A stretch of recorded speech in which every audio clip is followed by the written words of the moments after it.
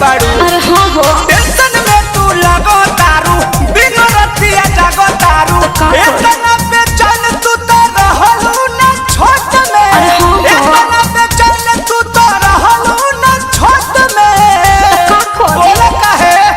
नैहर के कलतिया जानू पकड़ाइल बा मेडिकल रिपोर्ट में।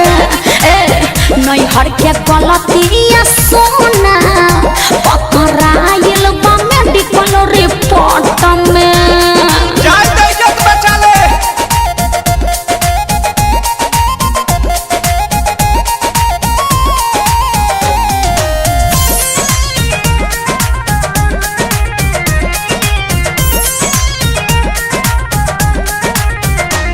केकरा से कहीं डर लागता, ई सब झगड़ा के घर लागता। अरे बड़ी टेंशन में बानी हो। अरे कूल हो जा, कूल हो जा। केकरा से कहीं डर लागता, ई सब झगड़ा के घर लागता। चलो कंप्लेन पहले पाती हाई कोर्ट में। कैसे हो? चलो कंप्लेन पहले पाती हाई कोर्ट में। का ना नैहर के कलतिया जानू पकड़ाइल बा मेडिकल रिपोर्ट में। हाँ हाँ नैहर के कलतिया सोना पकड़ाइल बा मेडिकल रिपोर्ट में।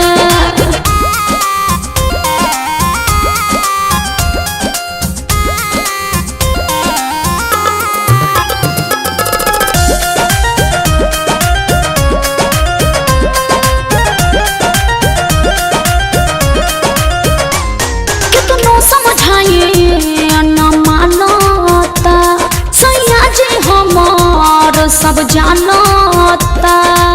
अरे का करी कुछ समझ में नहीं खेबा। कितनो समझाए न मानता, सैया जी हमार सब जानता। राखो विश्वास रोशन बारे सपोर्ट में। राखो विश्वास पर मुझे बारे सपोर्ट में।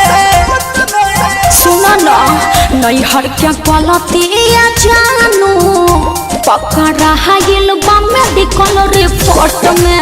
हाँ हाँ नैहर के कलतिया सोना पकड़ाइल बा मेडिकल रिपोर्ट में। टेंशन में तू लगो तारू, बिनो रतिया जागो तारू।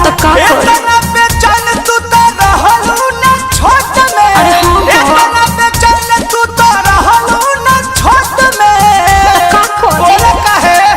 नैहर के कलतिया जानू पकड़ाइल बा मेडिकल रिपोर्ट में। नैहर के कलतिया सोना पकड़ाइल बा मेडिकल रिपोर्ट में। हर एकदम से तू हमके फंसा देलो।